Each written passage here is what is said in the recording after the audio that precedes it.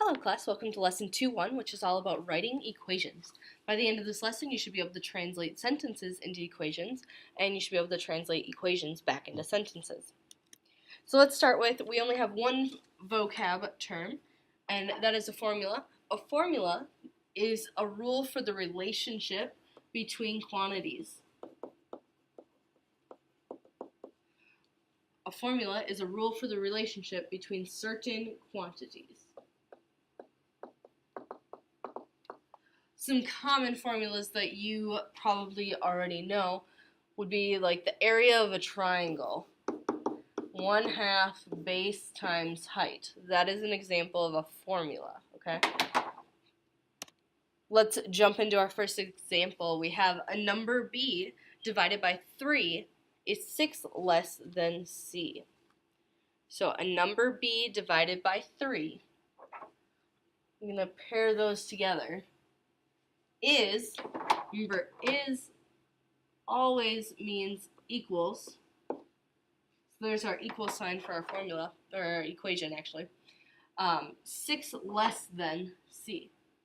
I'm going to pair those together as well. Let's start with a number b divided by 3. So we're going to have b divided by 3 equals, I'm just going to move this so that way it's better in line. And then 6 less than c. Okay, so 6 less than c, is that going to be 6 minus c, or is that going to be c minus 6? 6 less than c. Usually when you have the word than, whatever comes after the than is listed first. So you do c minus 6. Okay, c minus 6. Let's look at letter B. We have 15 more than z. 15 more than z times 6 is 11 less than y times 2. Okay. Here's my keyword for my equation. Now let's divide these up. We have 15 more than z times 6.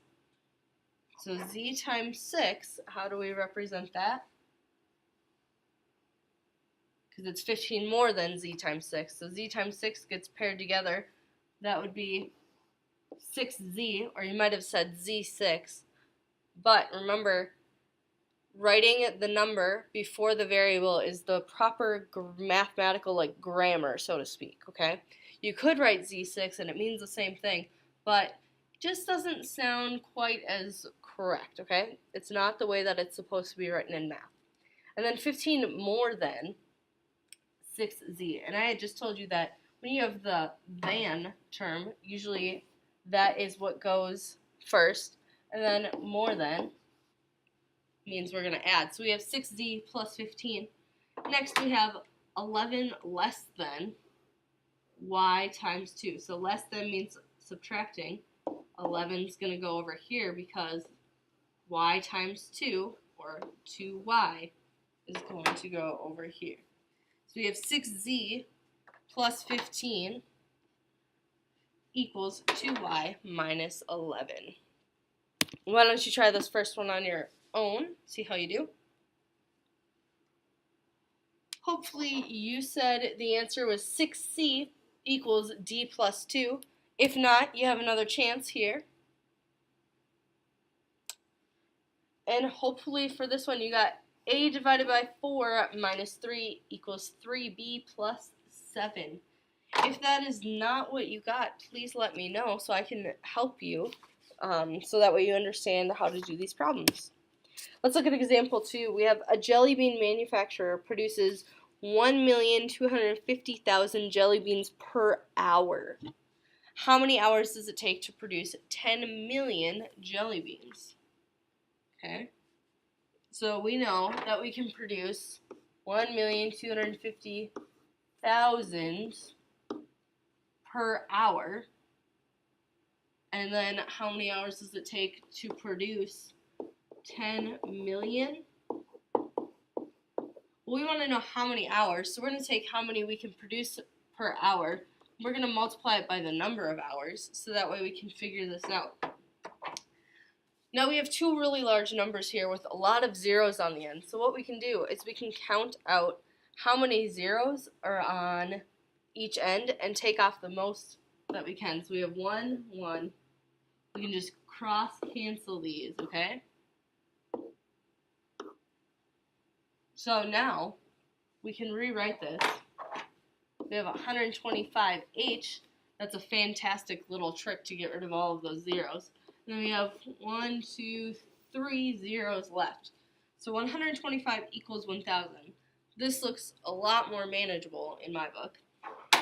So how many times does 125 go into 1,000? So we know how many hours. 125 times what gives us 1,000?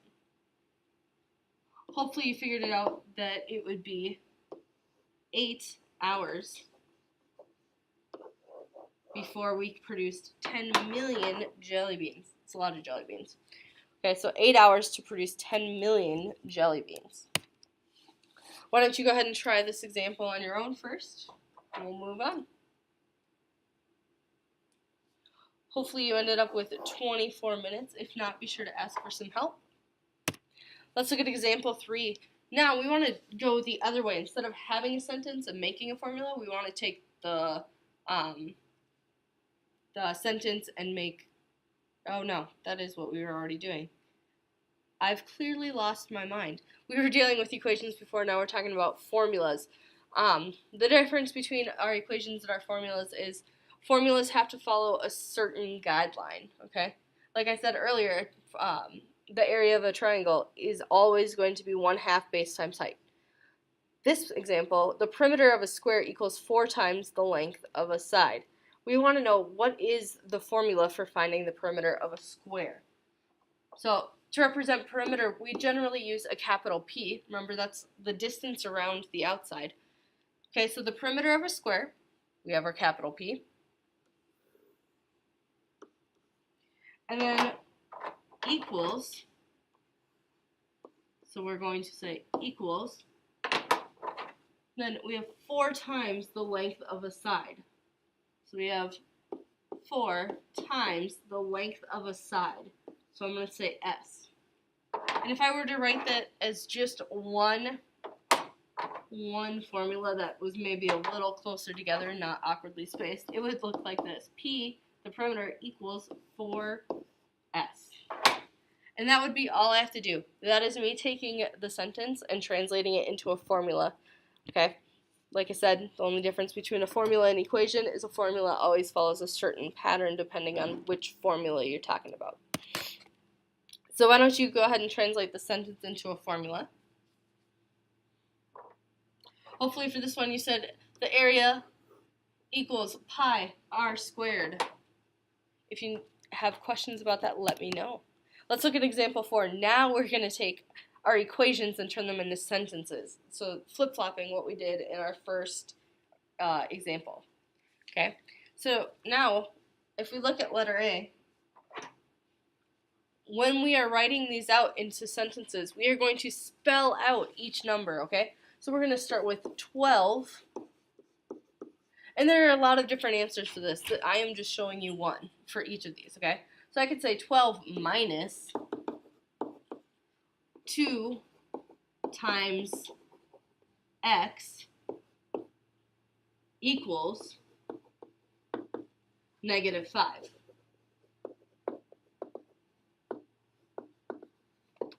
That would be one example. Or you could say 12 or you could say negative, or no. Sorry, I'm messing this up.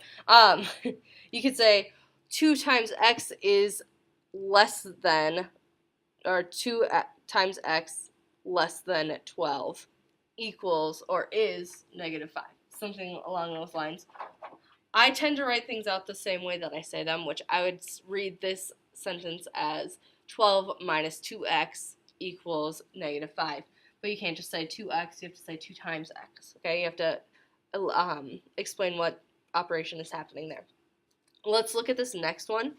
We have a squared plus 3b equals c, and then whenever you see this symbol here, that means divided by.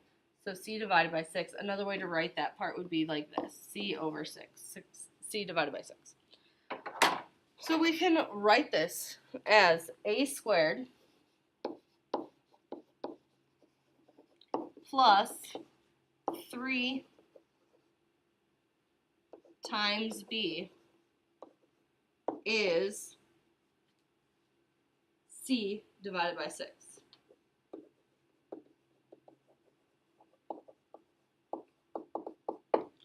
And that could be one answer, okay?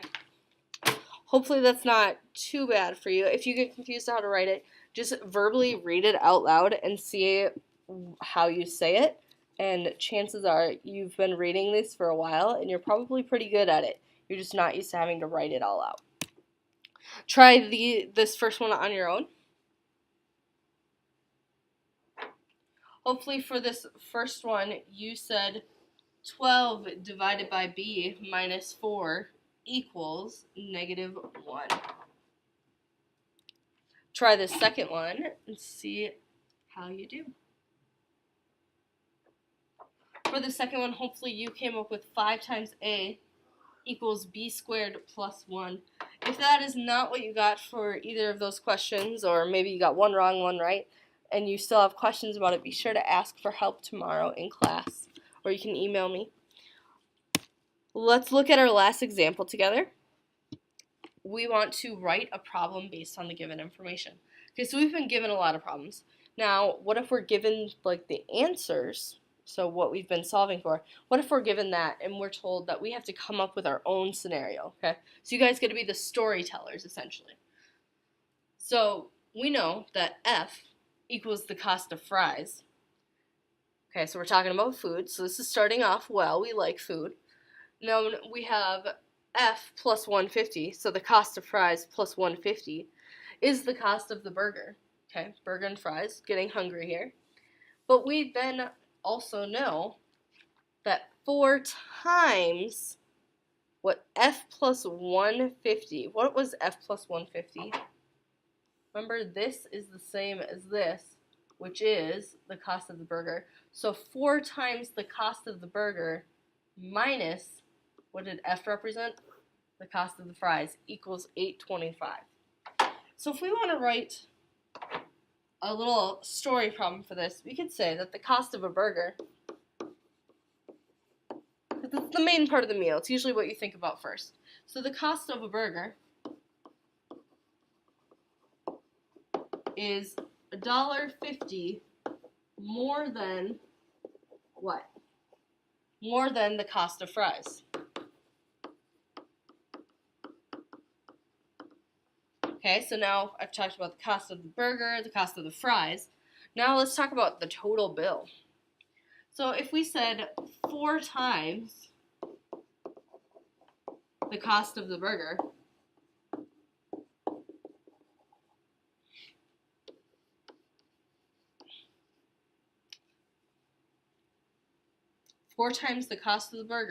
minus the cost of the fries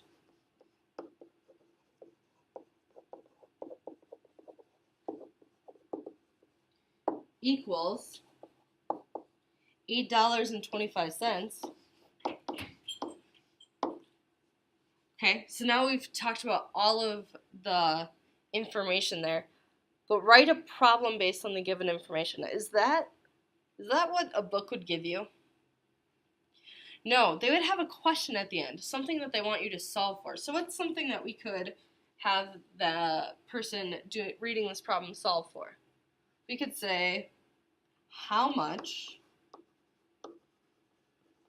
do fries cost? That'd be a nice easy one, right? Because it's just represented by F, okay? So that'd be an easy one to solve for. And that would be us writing a problem based on the given information. We took all of the information that we were given, we verbalized it, and, well, wrote it out, and then we put a question at the end. We gave them something to solve for. Okay? Look at this last example on your own. See how you do.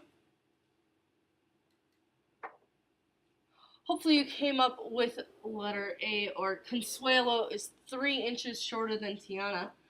the product of Consuelo's height and 3 times Tiana's is 8,262. How tall is Tiana? Okay, that would be an example problem based on the given information. If you have any questions about any of the stuff that we covered in this video today, please be sure to ask for help. Remember, I can't read minds, so I need a little bit of help from you guys so I can help you, okay? I hope you guys have a great night, and I will see you tomorrow.